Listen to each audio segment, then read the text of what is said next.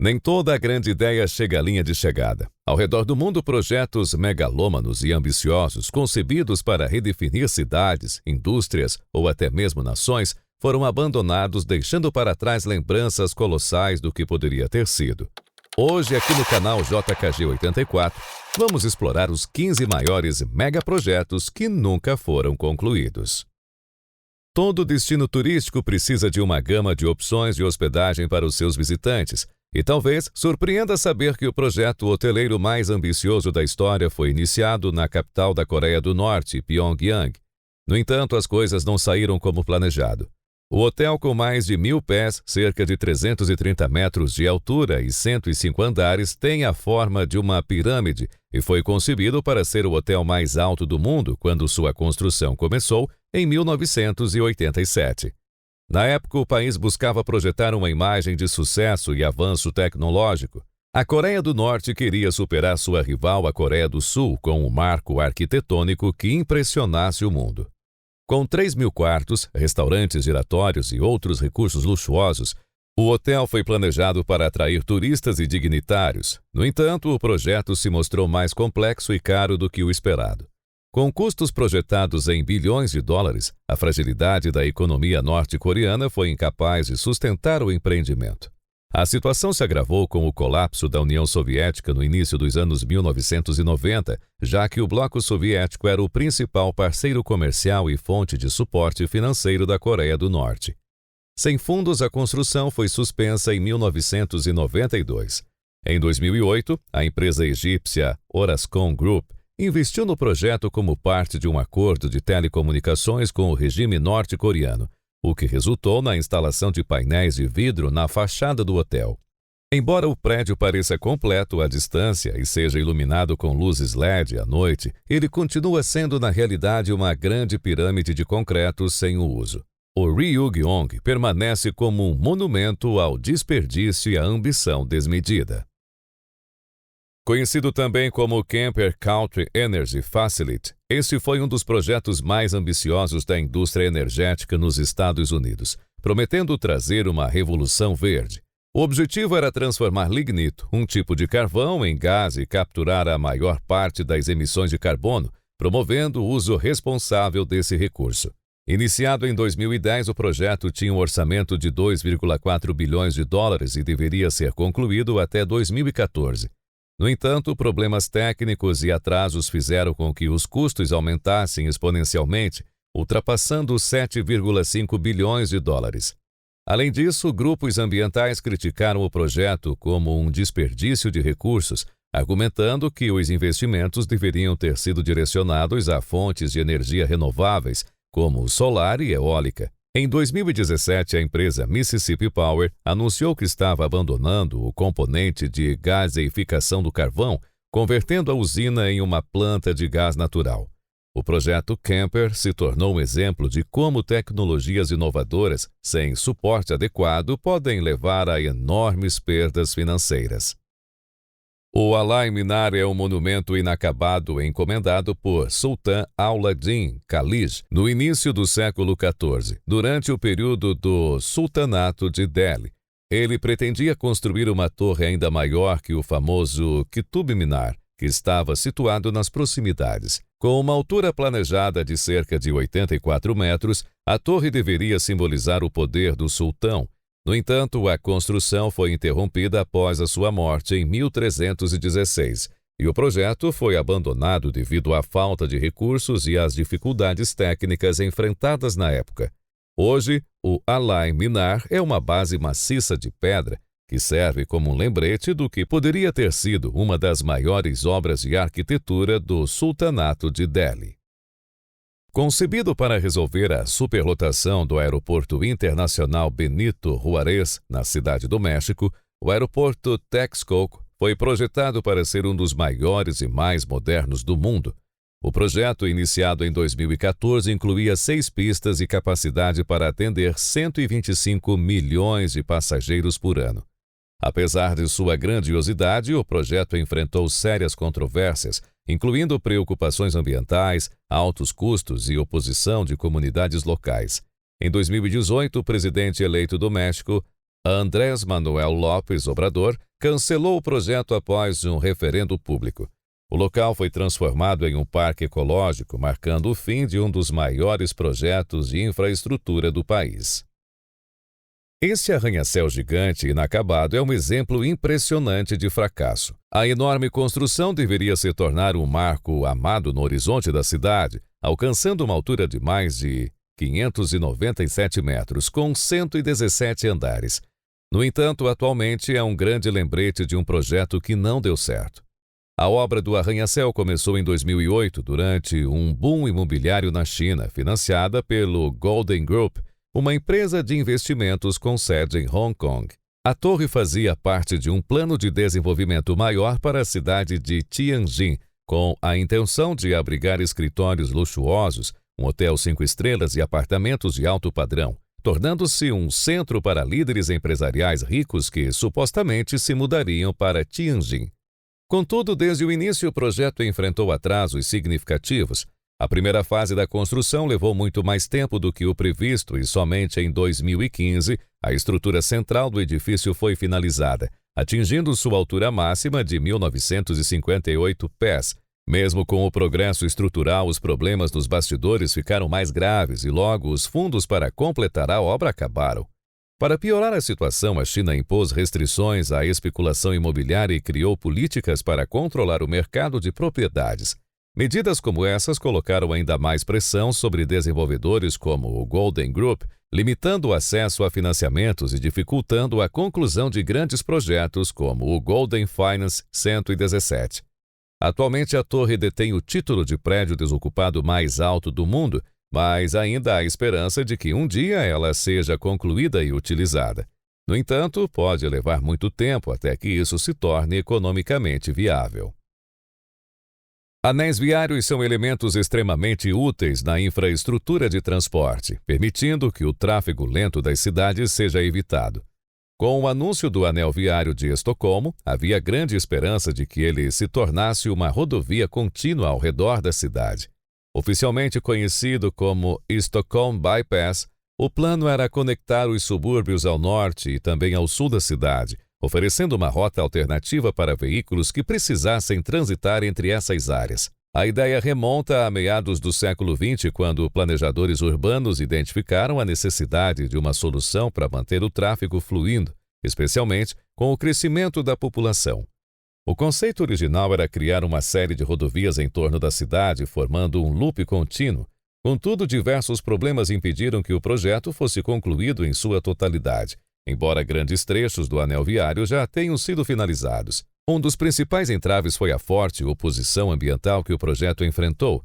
Estocolmo é conhecida por priorizar sustentabilidade e proteção ambiental e projetos de infraestrutura em larga escala que podem potencialmente perturbar paisagens naturais, frequentemente enfrentam resistência.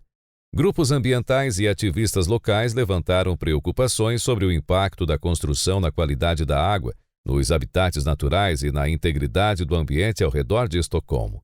Essas questões geraram batalhas legais, protestos e atrasos repetidos enquanto os planos do projeto eram revisados. Atualmente, partes do Stockholm Bypass foram concluídas, mas o sistema completo do anel viário permanece inacabado. Apesar de ainda haver a possibilidade de conclusão em algum momento, o projeto serve como um lembrete dos inúmeros obstáculos que projetos de infraestrutura ambiciosos podem enfrentar. Com mais de 11 mil milhas, ou aproximadamente 18 mil quilômetros de ferrovias, os trens são um meio de transporte essencial na Argentina. Porém, a infraestrutura ferroviária do país é antiga e viagens podem ser muito demoradas, o que motivou a ideia de construir uma linha ferroviária de alta velocidade conectando Buenos Aires, Rosário e Córdoba, três das cidades mais importantes e economicamente influentes do país. Proposta em 2006, essa ferrovia de alta velocidade prometia reduzir drasticamente os tempos de viagem. Por exemplo, em uma das rotas a viagem seria reduzida de 28 horas para apenas 3 horas, o que traria um benefício enorme ao país. A proposta fazia parte de um esforço maior para modernizar a infraestrutura argentina e posicionar o país como líder regional em tecnologia ferroviária de alta velocidade. Os trens planejados atingiriam velocidades de até 320 km por hora, e o projeto seria o primeiro de alta velocidade na América Latina. Inicialmente, o financiamento foi assegurado por meio de um empréstimo de um banco francês. Porém, a instabilidade econômica argentina tornou difícil justificar o projeto e garantir o comprometimento financeiro de longo prazo. Além das dificuldades econômicas, a construção de uma ferrovia de alta velocidade na Argentina apresentou desafios técnicos complexos, principalmente devido às enormes distâncias envolvidas. A rede ferroviária do país havia sofrido com os anos de subinvestimento, levando-o a trilhos obsoletos, tecnologia ultrapassada e manutenção limitada. Para construir a linha de alta velocidade, seria necessário realizar amplas reformas e instalar trilhos completamente novos. No fim, com apenas o trabalho preliminar concluído, o projeto foi abandonado, ilustrando as dificuldades enfrentadas por países com economias voláteis ao tentar realizar grandes obras de infraestrutura. No entanto, problemas estruturais surgiram logo no início da construção. Em 2007, o projeto sofreu um grande revés quando rachaduras foram descobertas nos alicerces e na estrutura inicial da torre. Foi determinado que o solo abaixo da construção não era suficientemente estável para suportar o peso de um arranha-céu tão alto. Os engenheiros e as autoridades locais interviram e concluíram que continuar o projeto seria muito perigoso e potencialmente desastroso. Por fim, a obra foi abandonada, deixando apenas um esqueleto da estrutura original como lembrança do projeto fracassado. Hoje, a Torre La Escolera serve como um alerta para desenvolvedores sobre a importância de estudos de solo e da engenharia de base em projetos de grande escala. O LHC, Grande Colisor de Hadrons, localizado na Suíça, é o maior acelerador de partículas do mundo e, desde a sua inauguração em 2008, tem sido central para o entendimento da física de partículas. No entanto, ele não foi a primeira tentativa de construir um acelerador desse porte, e o cenário poderia ter sido muito diferente se um projeto americano tivesse sido concluído. O supercolisor supercondutor SSC foi sugerido nos anos 1980 e seria localizado no Texas. Ele teria sido quase 4 vezes maior que o LHC, com um anel subterrâneo de até 87 quilômetros de comprimento. Ao criar colisões de partículas de altíssima energia, o SSC estaria na vanguarda da exploração de conceitos como o bóson de Higgs e outras partículas elementares. Ele teria colocado os Estados Unidos como líder global em pesquisa de física de partículas. Em 1987, o Congresso americano aprovou o projeto com um orçamento inicial de cerca de 4,4 bilhões de dólares, e as construções começaram em 1991. O objetivo envolvia o design e a instalação de milhares de ímãs supercondutores extremamente potentes, além da escavação de um túnel subterrâneo.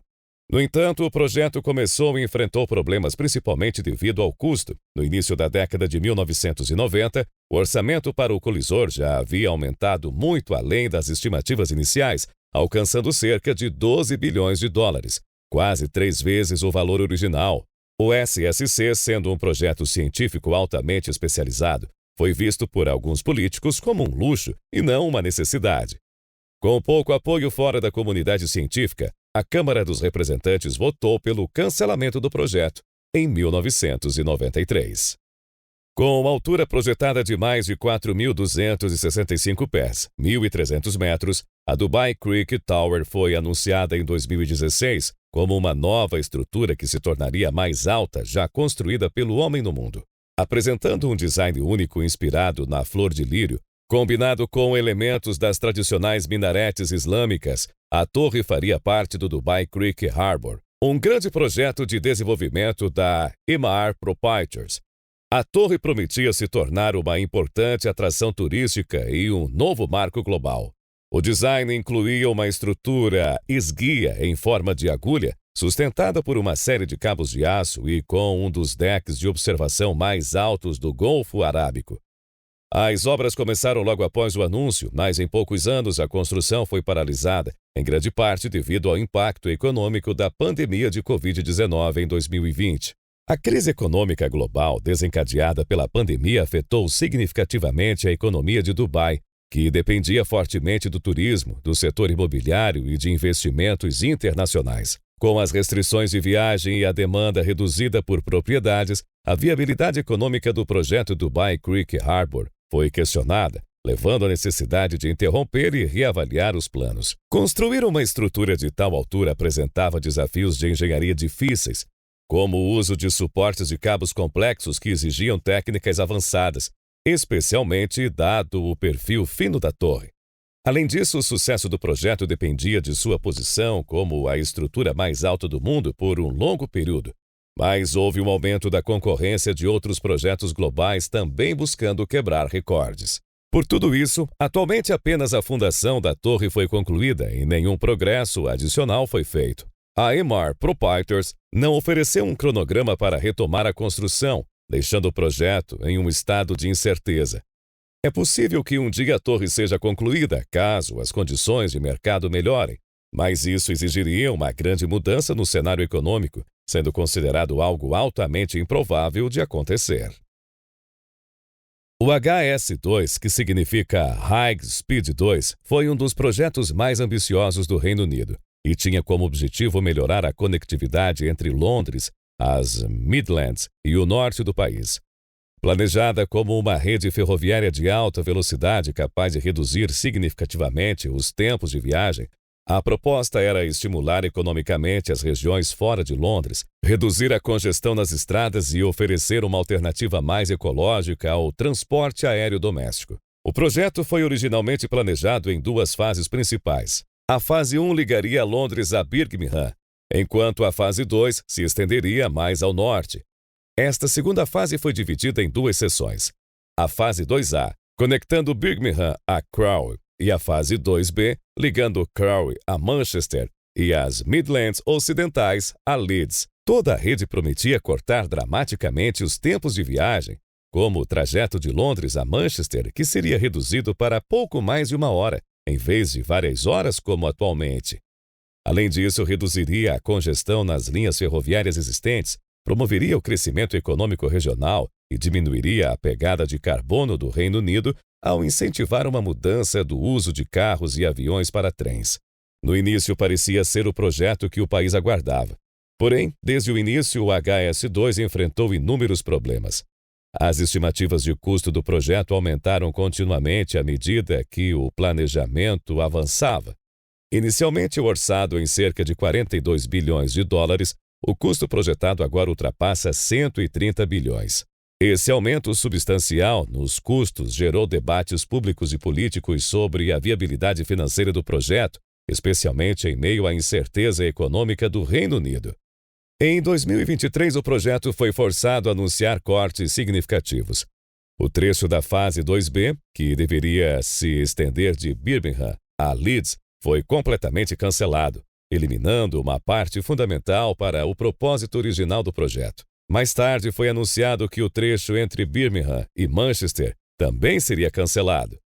Isso significa que, em vez de ajudar a equilibrar o desenvolvimento entre as regiões do norte do país, o projeto se tornou mais um sistema de transporte focado na capital, Londres.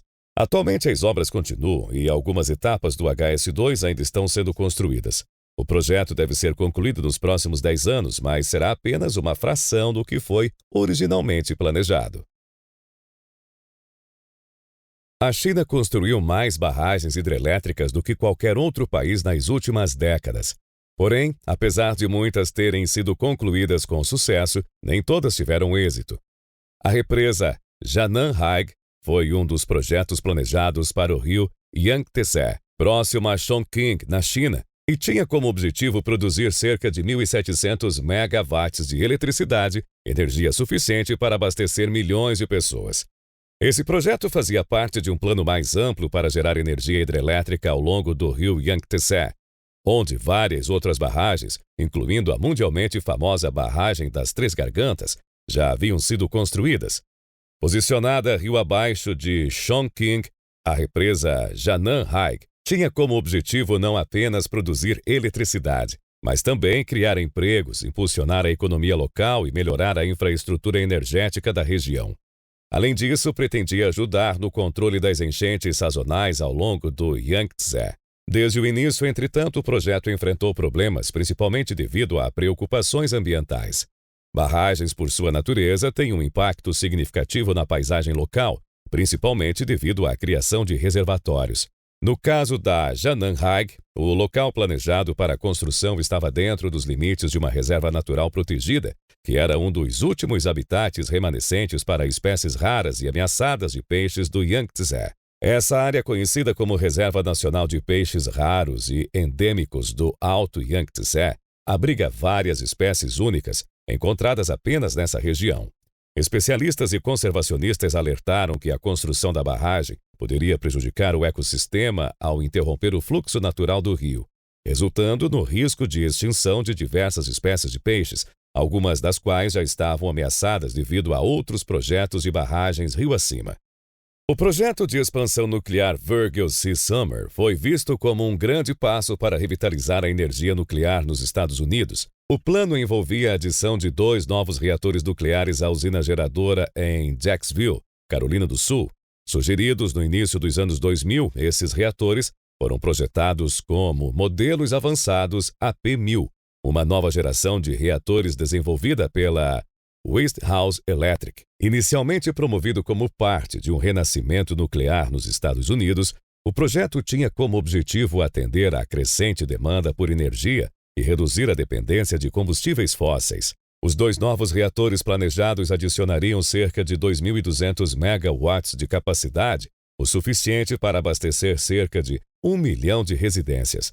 O custo estimado do projeto era de 9,8 bilhões de dólares e a construção começou em 2013, com previsão de conclusão dos reatores para 2017 e 2018. O projeto era considerado uma prova da viabilidade da próxima geração de tecnologia nuclear e uma fonte estável de energia limpa para a Carolina do Sul.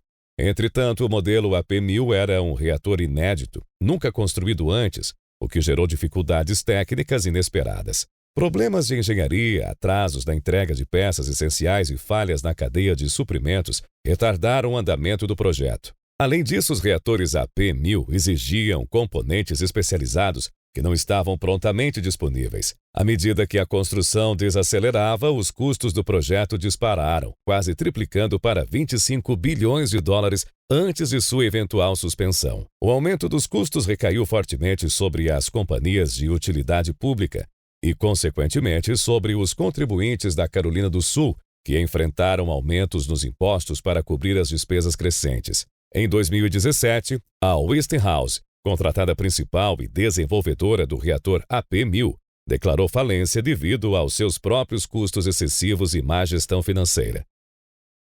Governos ao redor do mundo não são exatamente conhecidos por sempre dizerem a verdade, mas a história de um megaprojeto na Romênia na década de 1960 mostra o quão enganosos eles podem ser. Foi nessa época que surgiu a proposta da criação do Lago Kuru, localizado na região sudoeste do país. O lago tinha o objetivo de ajudar a controlar os níveis de água de um rio, prevenir inundações e criar uma fonte confiável de água para atividades industriais e agrícolas nas proximidades. Era um dos diversos grandes projetos autorizados pelo líder socialista da Romênia, Nicolae Ceausescu, e esperava-se que cobrisse cerca de 3.700 acres, formando um reservatório para atender a indústria local. Em 1965, após apenas alguns anos, o governo anunciou que o Lago Kuru estava concluído, com autoridades e a mídia local celebrando como um triunfo da engenharia socialista e do progresso. No entanto, descobriu-se que, em vez de estar finalizado, o trabalho mal havia começado.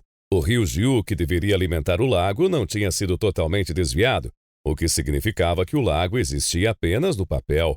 O anúncio de sua conclusão foi mais uma questão de propaganda política do que um feito real de engenharia. Com o tempo, a verdade sobre o lago veio à tona, à medida que moradores e jornalistas relataram inconsistências. Pessoas que viviam perto do suposto reservatório notaram que não havia água e que os benefícios prometidos, como irrigação e controle de inundações, nunca chegaram. Gradualmente ficou claro que o projeto nunca havia sido concluído e que os relatórios iniciais eram enganosos. Esse foi apenas um dos vários projetos que foram exagerados ou falsamente relatados durante o regime de Ceausescu.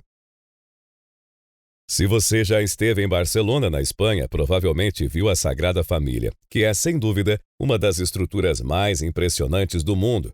No entanto, mesmo após mais de um século, ela ainda não está concluída. Projetada pelo visionário arquiteto Antônio Gaudí, a construção começou em 1882, tornando-se o projeto de construção mais longo em andamento, com a esperança atual de que possa ser concluída em 2026. É claro que não era para levar tanto tempo, e a história por trás disso é quase tão fascinante quanto a própria construção. A ideia surgiu em 1882, quando um livreiro local, Joseph Maria Boccabella, lançou o projeto inspirado por sua fé católica. Inicialmente, a basílica foi planejada como uma igreja no estilo neogótico convencional, com o arquiteto Francisco de Paula del Vilar à frente do projeto. No entanto, após discordâncias com os financiadores, Vilar renunciou e, em 1883, Antoni Gaudí assumiu o projeto. O design de Gaudí incorporou formas orgânicas únicas inspiradas na natureza, novos elementos estruturais e uma fusão de estilos arquitetônicos. Foi um plano extremamente ambicioso, com a basílica projetada como uma enorme estrutura que alcançaria mais de 172 metros de altura, tornando-se o edifício religioso mais alto da Europa.